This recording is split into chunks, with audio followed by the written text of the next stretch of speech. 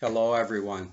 It's Art Russell here at Think Twice on YouTube and thinktwice.me at wordpress.com.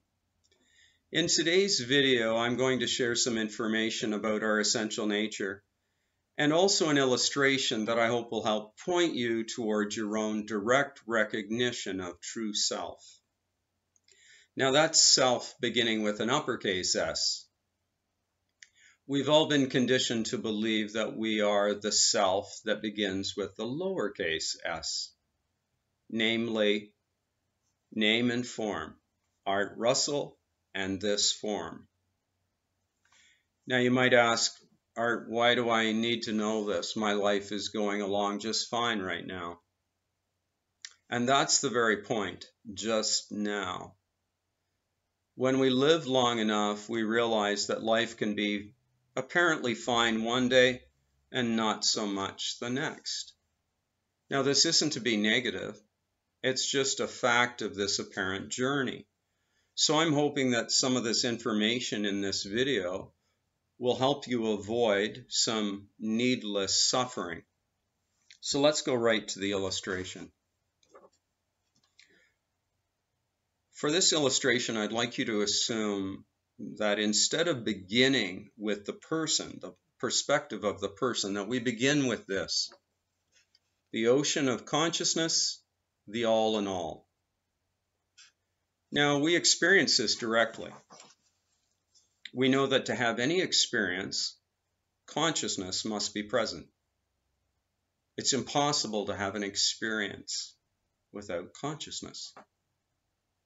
So let's make that the foundation of what we actually are instead of the person. One is an absolute position, the other is relative. So moving on here, in that ocean of consciousness, let's imagine, just as in an ocean of water, that a wave arises. And in this case, the wave is equal to the person of name and form. So instead of believing and just blindly accepting that your person arises of its own and is autonomous, let's acknowledge that the body and the mind arise in consciousness and that they're forever changing.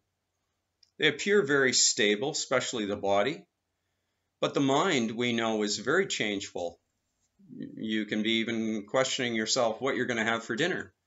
And 1 second you might be thinking, I'll have some pasta meal. And the next you might be thinking, I'll go out for a burger or something like that. The mind is very changeful. The suffering that is related to the human perspective is due to confusion. It's about confusion about our essential nature. And when we're confused about that, and we're usually unaware of this, there's suffering. The historical Buddha termed it dukkha. And the biggest part of that confusion is because we assume ourselves as the relative. The body-mind is relative to consciousness, but we assume it to be the absolute. So we think the body-mind was born into time and space, and because it was born, we believe that we identify with that perspective, that we ourselves are going to die. No, we are the consciousness in which that body-mind rises into form and falls out of form at death. The body-mind does die. But what this video relates, what I'm relating here, is that we are not the body-mind. Now you might ask, so how do we arrive at that deeper dimension?